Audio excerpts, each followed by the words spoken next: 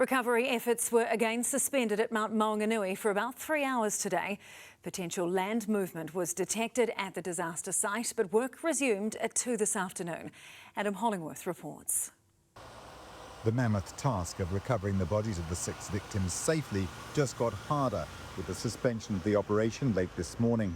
Work stopped here around about 11 o'clock after the geotech equipment, which was installed on Monday, sensed potential movement.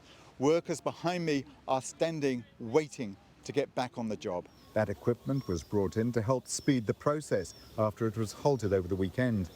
The recovery effort came to a stop again just before Chris Hipkins arrived today. The opposition leader spoke briefly to the families of the victims. I know everybody here is doing everything that they can to support those who are affected, to bring them their relatives and their loved ones as fast as they possibly can. But they're also working very hard to protect the safety of the people who are doing that work in a very volatile situation as well.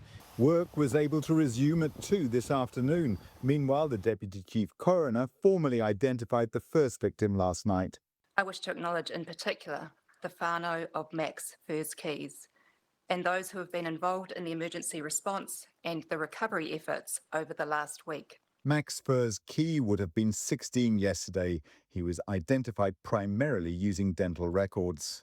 In Dr. Goodrich's opinion, the post-mortem and ante-mortem dental data correspond in sufficient detail to establish that they are from the same person. That formal identification allows the family to take his body back home. Meanwhile, most of around 200 Papakainga residents were able to return to their houses in Papamoa today after a precautionary evacuation last night. Rereho Kako stayed in a motel and could be there for a while. His is one of 2 homes which were yellow stickered. Worst case thing, they said up to a week. Never in my life thought that hill will move. Anyway, that'll happen with the amount of rain we've been having. The slip may look small, but the trouble is it's the weight of the earth on old pipes. And if those old pipes were to burst, there is plenty of water in that concrete structure, the reservoir up above, that could come down and flood the community. Evacuating yesterday was unexpected, and so it was quite stressful for a lot of them, but they came through really well, and we're really pleased that everyone's safe.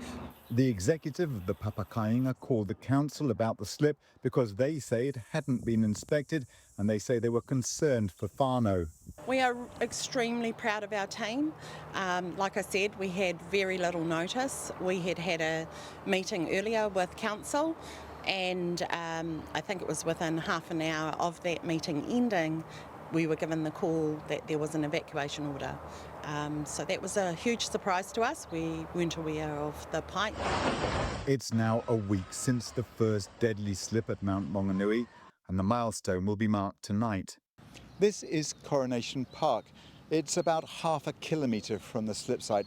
And this evening, members of the community, members of the recovery team, the Prime Minister will all come together here to remember the people that have been lost and to reflect on what this last 7 days has meant for the community.